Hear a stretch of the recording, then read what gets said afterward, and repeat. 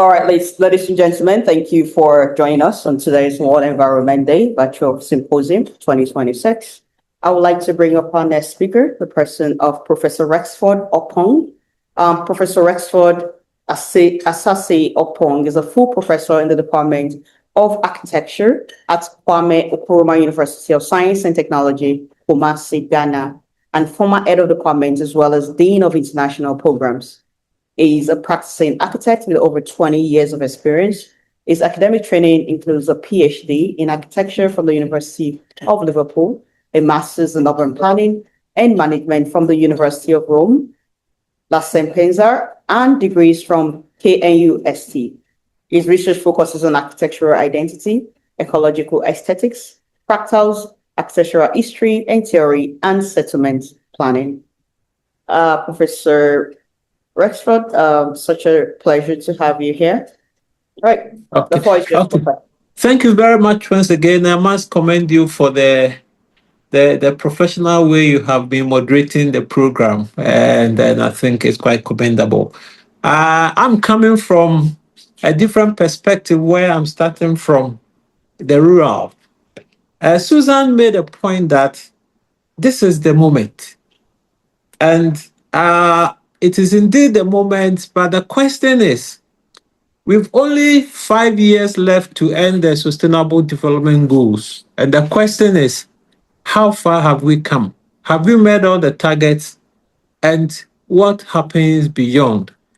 This is where I present to you sustainable transition and trends, implications for the global South. And we are looking at a very realistic case study from Ghana, West Africa. Dua Pompo, as you've seen the slide, is actually a rural or peri-urban community caught in between this rural-urban mixed situation, because it lies just by the main road, the trunk road leading from Kumasi to Accra. And it's also very close to the inland port, which is being constructed also in the Ashanti region. And because of that, it's attracting a number of development which are unplanned. And I have grown seeing this settlement from my childhood, traveling from Kumasi to Accra. And I can tell you the rate at which is fast, so to speak, deteriorating because of this kind of unplanned development is really huge, because we have a lot of our great lands being overtaken by this kind of development. So now the question is, as a settlement, how do we really ensure that it remains sustainable? Can you move to the next slide for me? How do we really make sure that it remains sustainable, it grows as a sustainable development?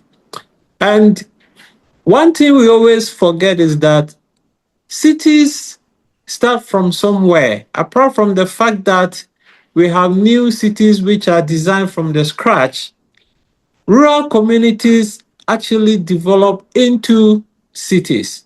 But what we have mixed out as a development expert is taking the existing rural communities and making sure that we grow them into a more sustainable settlement. So the loss of green infrastructure is quite huge in this particular settlement. And if you look at the picture B, it's a clear example when we took students to the environment, that is about 3 months ago, for studies. It became very evident that the cocoa farms, which was more or less the cash cow for the community, the farmlands are actually being converted into residential facilities as a result of the urban sprawl, which is uncontrolled. There's also this infrastructure and waste deficit. In fact, a greater part of the environment, and which is also close to For example, schools, primary schools in the area had actually been converted into waste dumping ground. And again, and that is causing serious problems as a result of lack of resilient drains and where they have to unpaved is also paved, and it doesn't allow the groundwater to even naturally seep into the ground for the nature-based solutions that we have spoken about. There's also the customary land dilemma, whereby land ownership in Ghana is basically on the allodial title. We have the chiefs owning about 80% of the land. But when it comes to the management of the land, the national authorities, the district assemblies, the municipal areas control 100% when it comes to development. So there's that kind of disconnection in terms of managing the lands. And the economic pressures also cause rapid sales of the land. Most of the chiefs use the land as a means of economic development, and the sales of the land do not even wait for approval to be made by the national authorities. And again, that brings about a lot of fragmentation in the cities or the rural communities planning. So without integrating this, the chiefs and then the formal statutory planning into the designs of our layout, we still continue to have this unsustainable situation. Now, for the pathway forward, this solution, as I said, can go for all the global south countries because the situation that we found at Duapompo is quite replete. And we are looking at a very transit-oriented development whereby the Duapompo, looking at this strategic location that is along the highway and lying in close proximity to the Wankra Inland Port, it will certainly lead to a lot more people coming into that area, which the signs are there, and that will bring about the mixed use functions. And when it happens like this and it is not planned, then we have a problem. And this is where we need the co-creation and management strategies, which the earlier speakers more or less have alluded to, and also decentralization of the green solutions. And by doing this, we need to ensure that we are all on the same page together. The final takeaway, basically, for me, is for the global south, sustainable transitions. It cannot just be a copy and paste. I remember about 20 years ago, I was in Europe and we were traveling on a mission. I mean, that was the time that these sustainable development goals were really coming on board. And there was a question to me from one of my colleagues. Currently, he's the head of school of the University of Liverpool, Ola Uduku, Professor Ola Uduku. And she asked the question, Rexford, what do you think of the SDGs? And I said, well, it's part of our system. We need to really be thinking and innovating. But let's see what really happens. 5 years more to go. And the question I ask myself is that, do the people who are supposed to really be driven for the sustainable development goals to be achievable, have we really targeted them? And I believe that these are the people in the global south, these are the people who are living in the rural communities close to nature, and they're being given the right tools. And this is where I call for the localization of the SDGs. In fact, if you Google, I actually tried to come up with a localization of our Adinkra symbols. Adinkra symbols are national symbols, which really have a lot of meanings to our lives. And I try to indigenize the SDGs by using these Adinkra symbols to make sure that the local people can really appreciate the SDGs. As I said, we have 5 years more to go, but as to whether we have really internalized and able to apply the SDGs is another question we may have to look at. So if we want a sustainable future, then we must look at the peri-urban or the rural community spaces like Duapompo, which I said is replete in the global south. And with this, true sustainability, will be achievable. It is also at this point, by whilst commending the Green Institute, also asking that we actually try to establish the Green Institute in Ghana. Currently, I have 6 research assistants who are really helping to ensure that we'll be able to bring this on board. Their details have been given and they are all ready to come on board so that we can meet the sustainable vision and mission. So thank you very much for the opportunity to present. Thank you. Thank you. Thank you very much, Professor, for that such a thoughtful and powerful presentation. And definitely, we are open to collaborations at the Green Institute in advancing not just sustainable development goal, but making sure that we leave a planet for future generations to thrive. So I have some questions for you. And you showed us in your presentation very clearly how rural and peri-urban communities like I don't know if I got it right, Duapompo, yeah. Duampopo, yeah, are being Duapompo. rapidly transformed by unplanned development, land sales, infrastructural pressure, and the loss of green spaces. And my question is, how can communities in the global south practically balance developmental pressure? We need to protect ecological spaces. I'll give you a very end, especially where customary land ownership and formal planning systems do not always work together effectively. So I'll give you just a very simple example. In my community, I live in a rural community, and we do have a tennis space.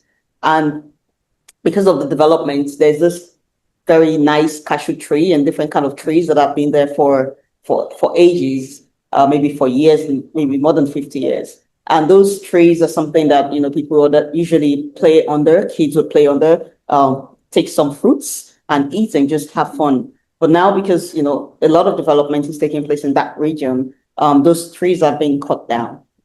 And so, even though, the idea is that development has to go on. So how do we balance the pressure of development with the need to protect ecological spaces, especially in Africa, where customary land ownership and formal planning systems do not always work together effectively? Thank you very much, Adineke.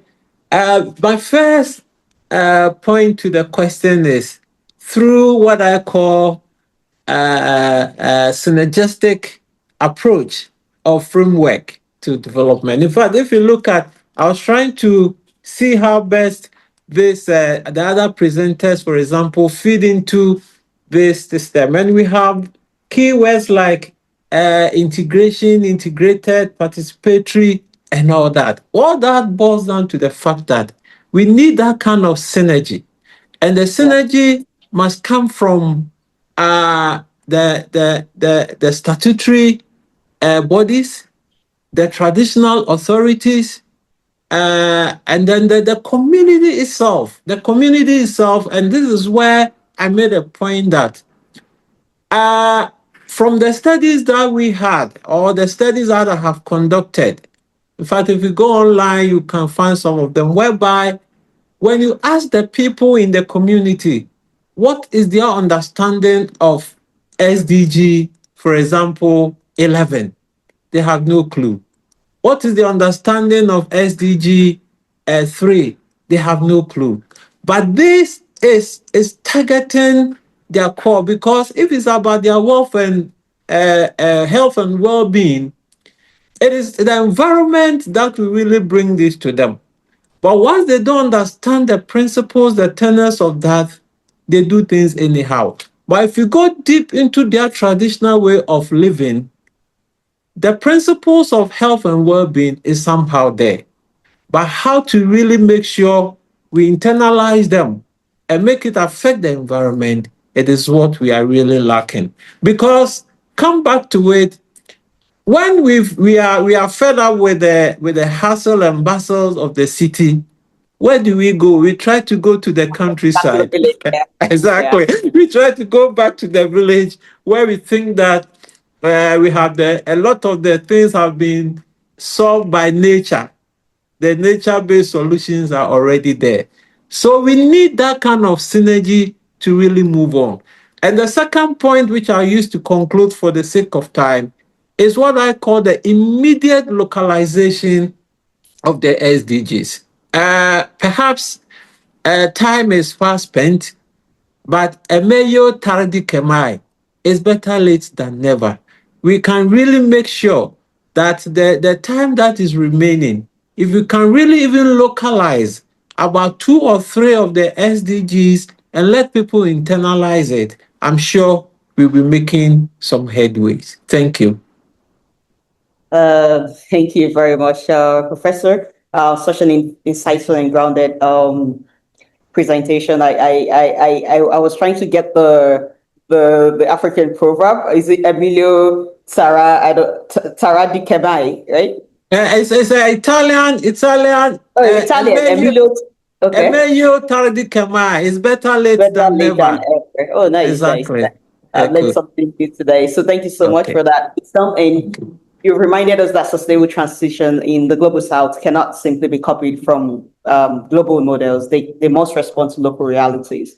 And just to wrap up for our audience, Professor, today I've used Duampopo in Ghana as a case study to show how rural and peri-urban communities are rapidly changing um, due to road expansion, population movement, land sales, infrastructural pressure, waste challenges, and the loss of green spaces. And Professor, your presentation today has also highlighted the importance of planning these communities early before they become unsustainable urban settlements. And I was particularly struck by your point that rural communities are often the beginning of the future of cities. And if we do not guide their growth properly, we may reproduce the same problems we are trying to solve in larger cities. So you also raised a very salient point about the need to connect customary land ownership with formal planning systems so that development can be better coordinated. So thank you once again, Professor Rexford, for bringing Thank you such very much. global South perspective to this conversation. We truly appreciate your time, your expertise,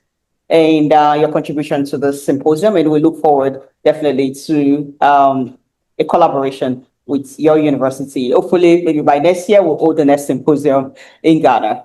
So, That will be very much welcomed. all right. Thank Thank you you. very much, Prof. Thank you. Thank you.